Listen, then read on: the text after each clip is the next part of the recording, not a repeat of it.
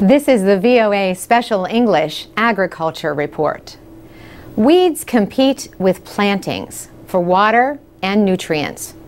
So farmers and gardeners may have good reason to hate them. But weeds can also bring pretty flowers and wild beauty to places lacking either. British nature writer Richard Mabey offers support for them in his new book.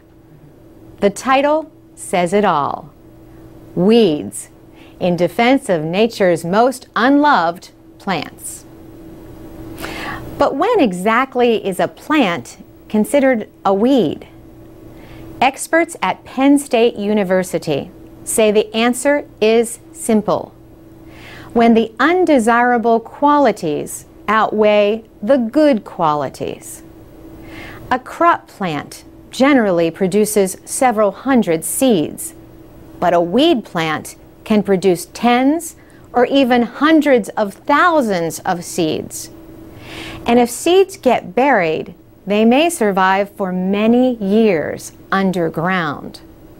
Eradicating weeds means that you have to remove all the seeds and roots so the plants will not grow back. But birds or the wind can reintroduce them to the land. A more common way to deal with weeds is to control them enough so that the land can be used for planting.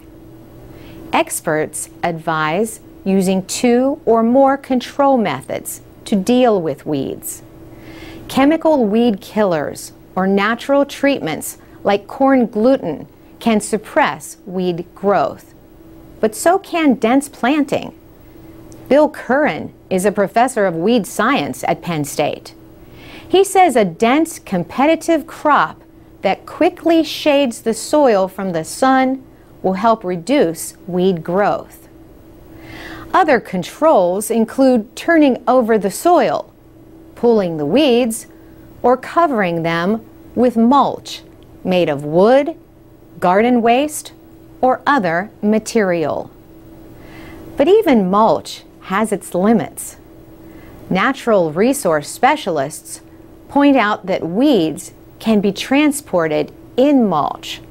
This is also true of soil, grain, hay, and animals. Yet animals like sheep or goats eat weeds, so they can provide a biological control. Insects and other organisms can also act as biological controls. Preventing the spread of weeds is an important part of weed management. Farm vehicles should be kept out of areas with weeds. If that is not possible, then clean off the equipment and your shoes when leaving. Some people burn weeds or bury them deep in the ground, or make them into mulch. Professor Curran says another way to make use of weeds is to compost them. The process of making organically rich compost produces heat. This heat kills many, though not all, weed seeds.